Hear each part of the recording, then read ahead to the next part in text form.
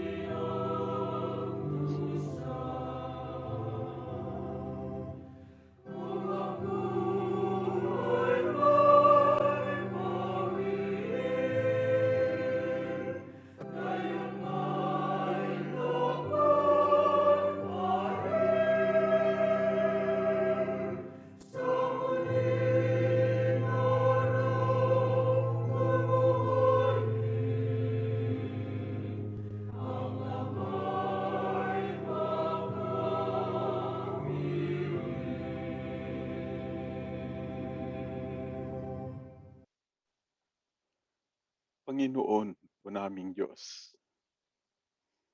pinupuri ka po ng bawat isa sa amin sapagkat muli mo pong itinulot na makapiling at makasama pa. Pagsambang ito, nahanap ka ng aming mga kaluluwa. Nahanap ka ng iyong mga anak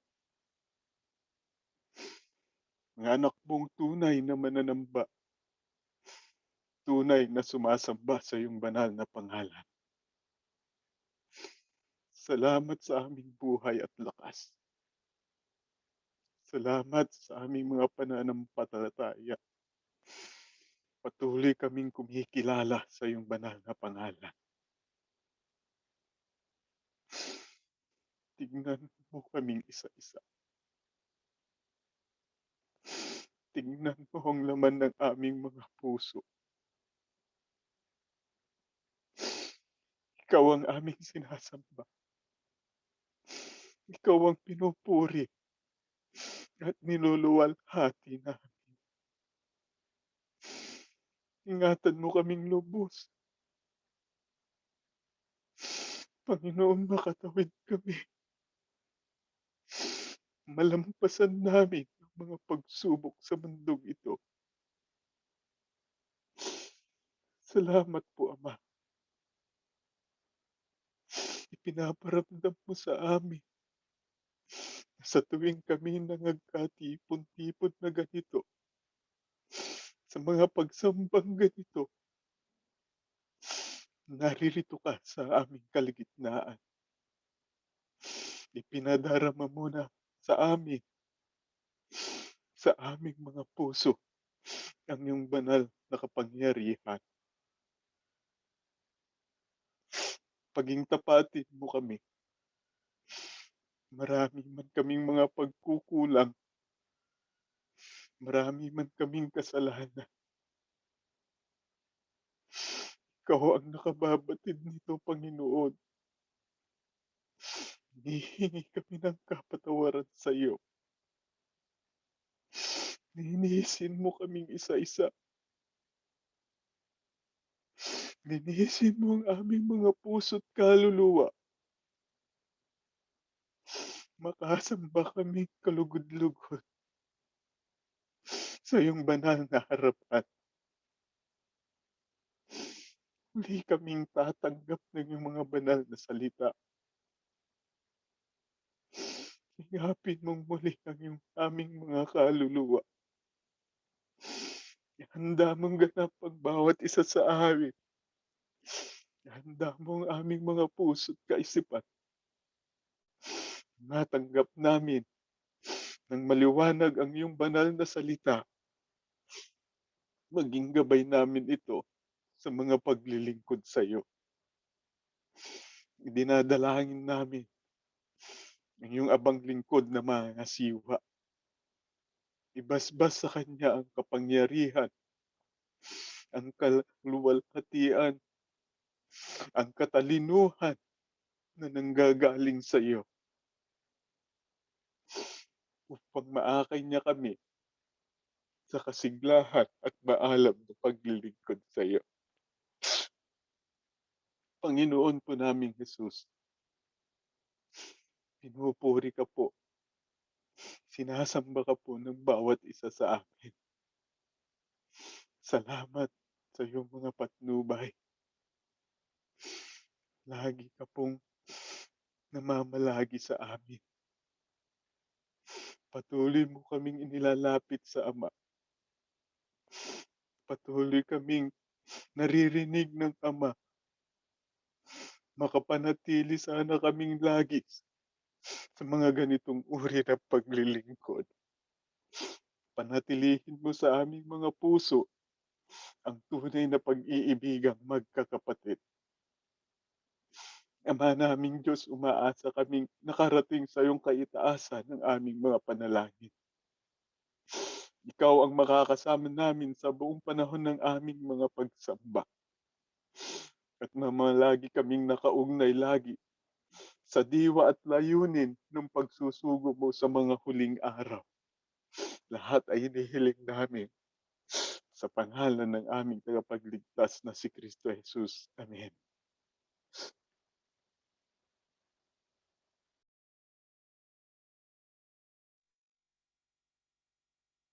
Mga mahal na kapatid, tulad po ng dati, ang pag-aaralan natin ay hango sa leksyong inihanay ng kapatid na Eranio Banal. Sa pagkakataong ito, ang pamagat ang mga sumasampa sa Diyos na kalugod-lugod sa kanyang paningin. Lubos tayong sumasampalataya na pangunahing pananagutan po ng tao ang samba ang Diyos.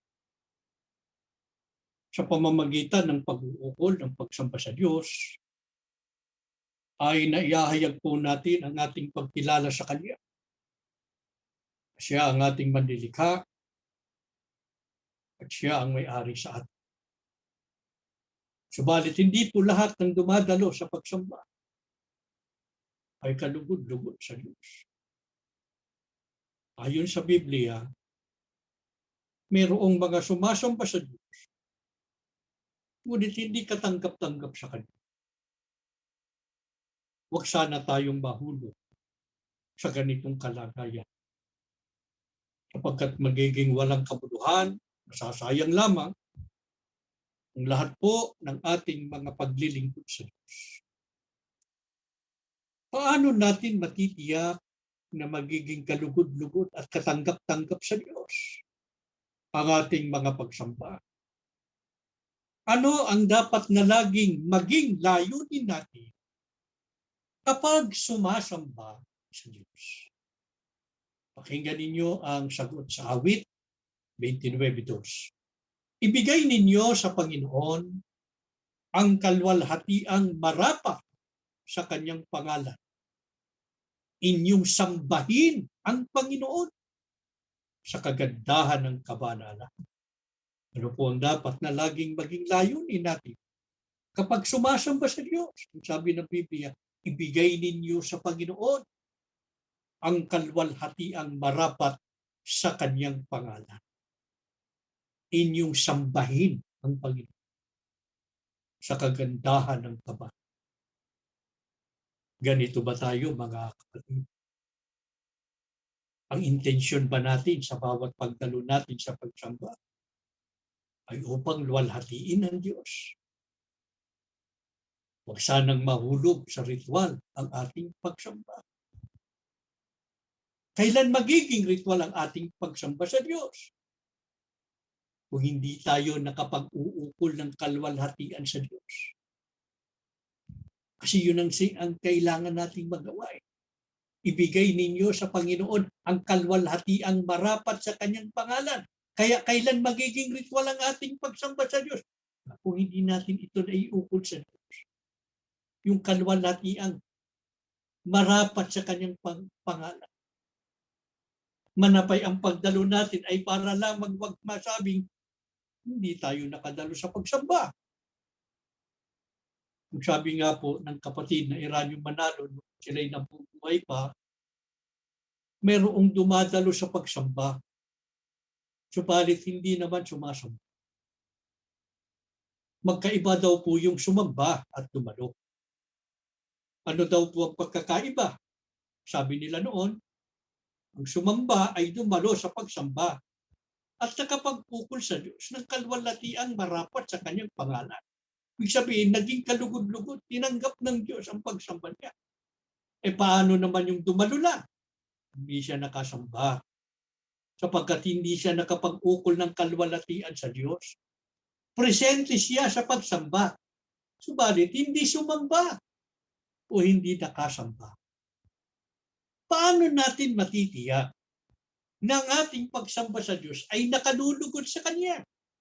Roma 12:1. Kaya nga, mga kapatid, alang-alang sa habag ng Diyos, pinapakiusap ko sa inyo na ialay ninyo ang inyong mga katawan bilang handog na buhay, banal at kalugod-lugod sa Kanya. Ito ang inyong karapat-dapat na pagsamba. Ano natin matitiyak na ang ating pagsamba sa Diyos ay nakalulugod sa Kanya? Sabi ng Biblia, ialay ninyo ang inyong mga katawan bilang handog na buhay. Pansinin ninyo, bilang handog na buhay, banal at kalugod-lugod sa Kanya. Ito ang inyong karapat-dapat na pagsamba. Napansin ba ninyo ang pahayag ng Biblia, mga kapatid? Hindi pala magiging karapat-dapat ang ating pagsamba sa Diyos kung hindi natin maiaalay sa Kanya ang ating katawan bilang handog na buhay, banal at kalugod-lugod sa Kanya. Bakit po dapat nating ialay sa Diyos ang ating mga sarili bilang handog na buhay, at banal, para maging karapat-dapat sa Kanya? Pakinggan ninyo sa Mateo 22:32. Ako ang Diyos ni Abraham at ang Diyos ni Isaac at ang Diyos ni Jacob. Ako ang Diyos. Ang Diyos ay hindi Diyos ng mga patay, kundi ng mga buhay. Bakit dapat nating ialay sa Diyos ang ating mga sarili bilang handog na buhay at banal upang maging karapat-dapat sa Kanya? Sapagkat ang sabi ng Biblia, ang Diyos ay hindi Diyos ng mga patay, kundi ng mga buhay. Sa awit 115:17, ang mga patay ay hindi na makakapagpuri sa Panginoon. Sa makatwid ang patay ay hindi na makasasamba sa Diyos. Paano pang makasasamba ang patay wala ng buhay? Kaya ang sabi ng Biblia, ang Diyos ay hindi Diyos ng mga patay, kundi ng mga buhay. Ang tanong, ang tinutukoy lamang ba rito na patay ay yaong mga patay na literal na wala ng buhay? Hindi. Sino pa ang tinutukoy na mga patay na hindi makasasamba sa Diyos? Unang Timoteo 5:6. Datapwat ang nagpapakabuyo sa mga kalayawan, bagamat buhay, ay patay. Napansin ba ninyo ang pahayag ng Biblia? Ang sabi, ang nagpapakabuyo sa mga kalayawan, bagamat buhay, ay patay.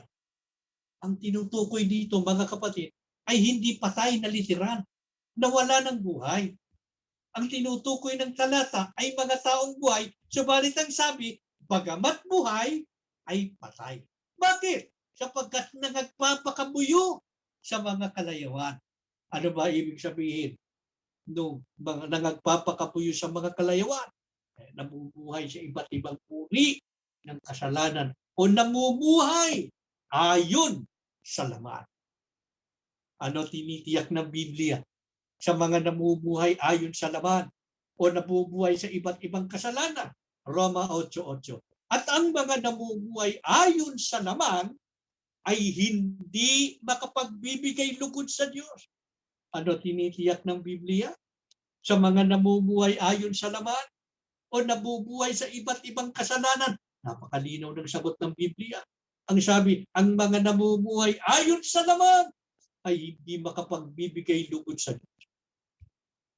Sa makatwid, kahit pa tayo dumalo ng dumalo sa pagsamba, kung tayo ay nabubuhay sa kasalanan, ay magiging walang kabuluhan lamang ang lahat at masasaya sapagkat hindi rin magiging kalugod-lugod sa Diyos.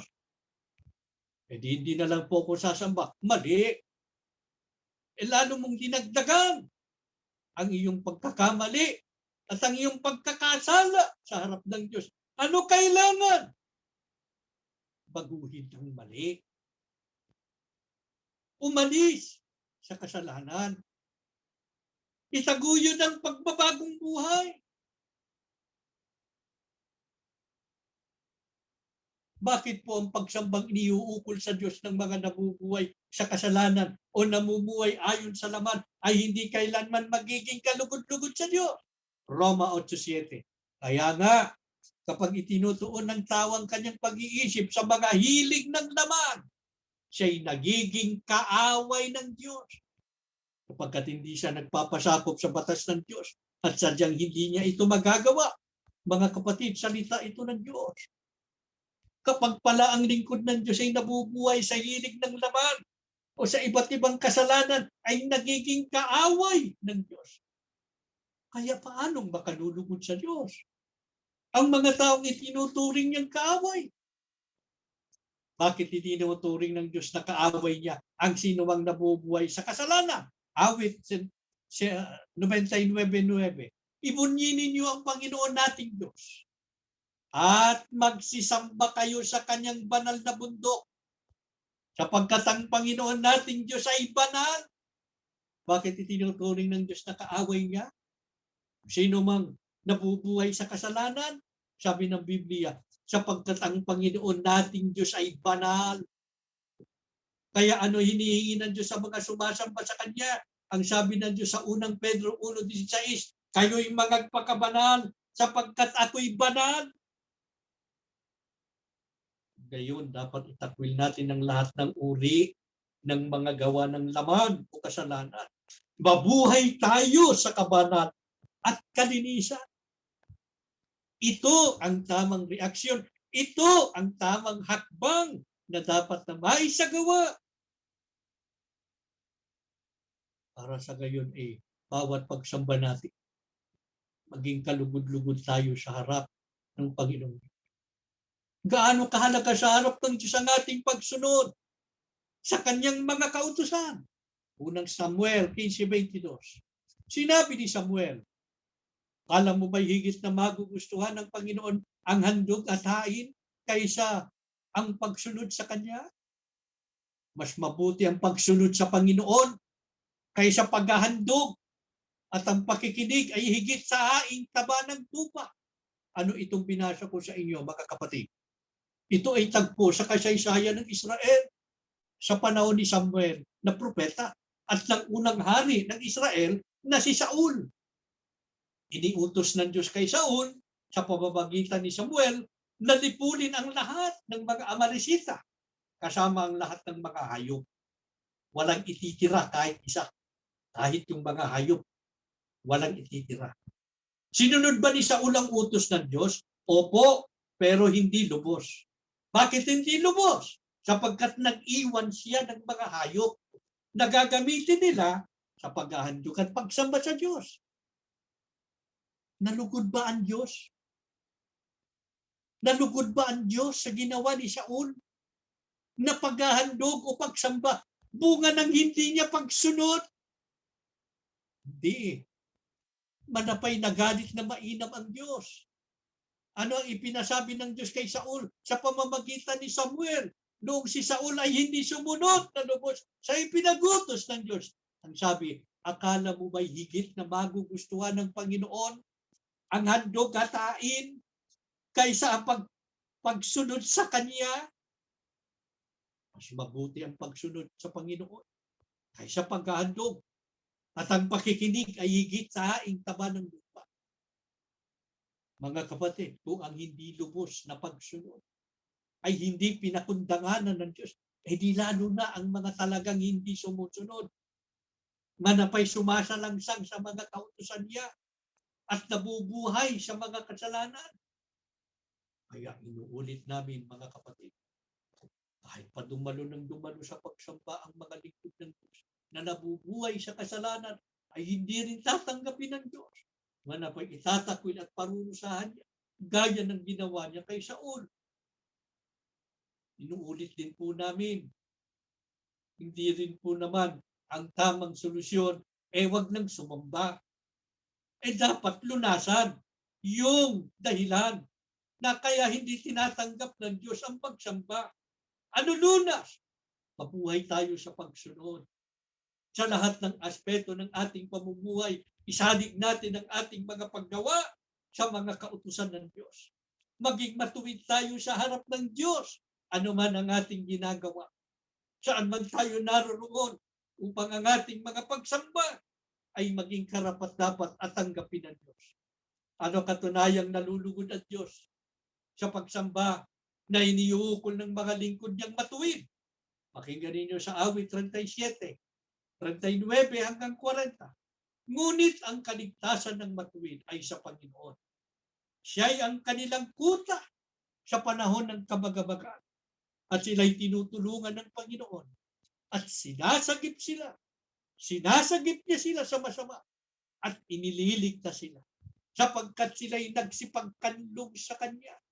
Ano katunayang nalulugod ang Diyos sa pagsamba na iniuukol ng mga lingkod niyang matuwid. Sila ang pinagpapala ng Diyos. Hindi lamang sa panahon ng pagsamba, kundi sa kanilang buong buhay. Paano sila pinagpapala ng Diyos? Ang sabi ng Biblia, ang kaligtasan ng matuwid ay sa Panginoon. Siya ang kanilang kuta sa panahon ng kabagabagan. Sila'y tinutulungan ng Panginoon. Sinasagip sila. Sinasagip niya sila sa masama at inililigtas sila pagkat sila'y nagsipagkanlong sa Kanya. Sinusumpa man ng Diyos ang sanlibutan, mga kapatid. Alam na alam natin yan. Kitang-kita natin ang mga pangyayari sa iba't ibang panig ng mundo.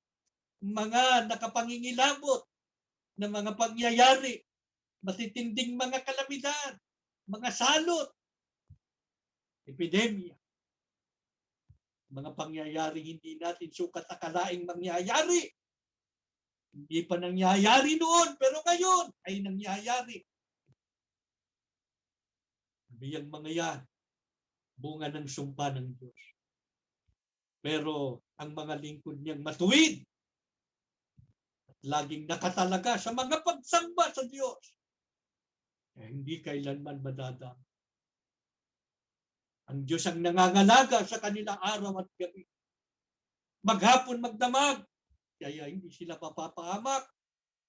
Sa gitna ng mga kabagabagan sa buhay, ang Diyos ang tutulong at pagmamalasakit sa kanila.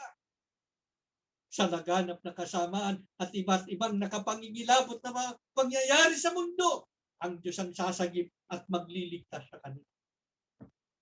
O ba yan, mga kapatid, karanasan natin sa mga panahon ito.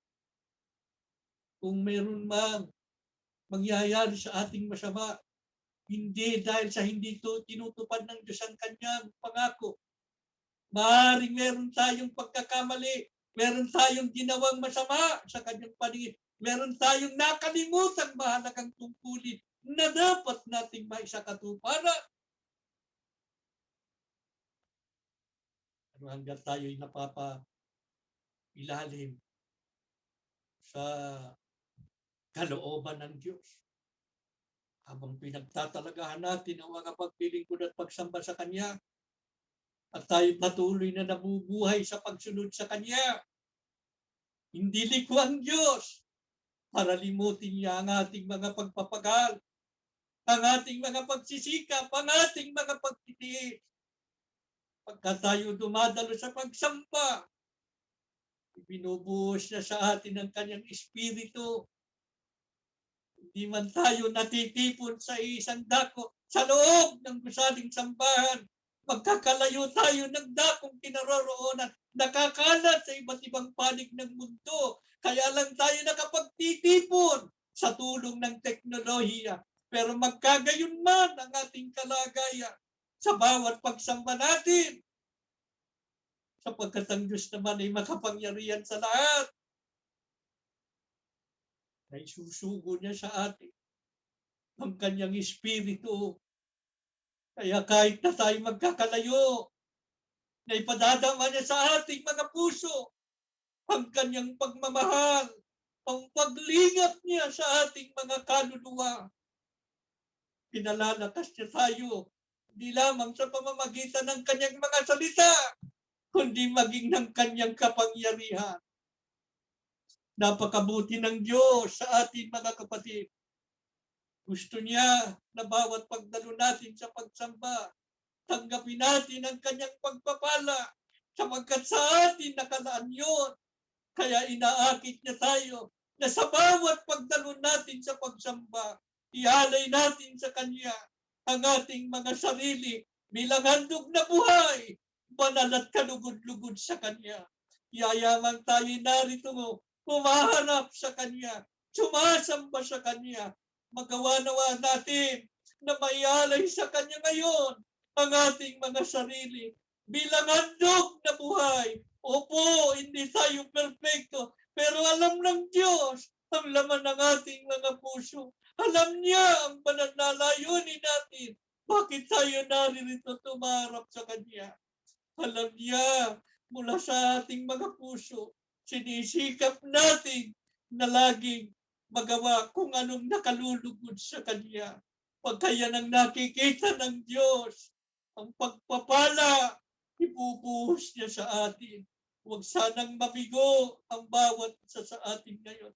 Wala sanang umuwi. Hindi sana mabigo ang sino man.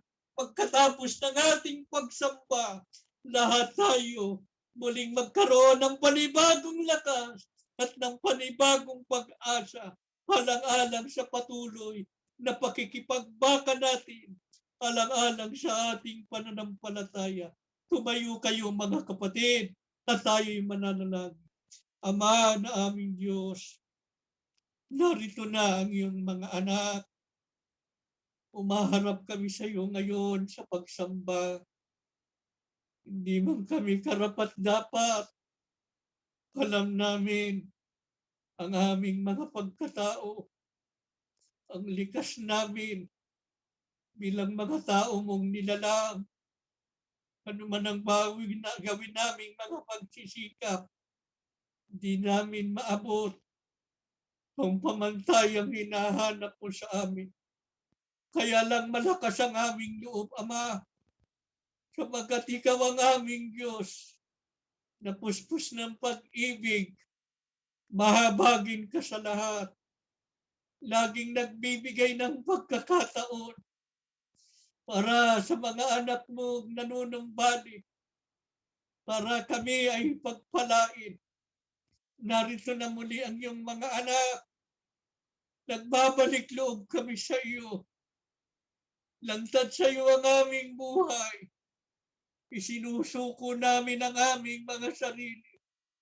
Maawa ka, Ama, mula sa langit na iyong tahanan. Muli mong tanggapin ang bawat isa sa amin. Patawarin mo na kami, Ama. Patawarin mo na kami. Huwag kang lalayo sa amin. Hindi namin makakaya ang mabuhay na malayo sa iyo.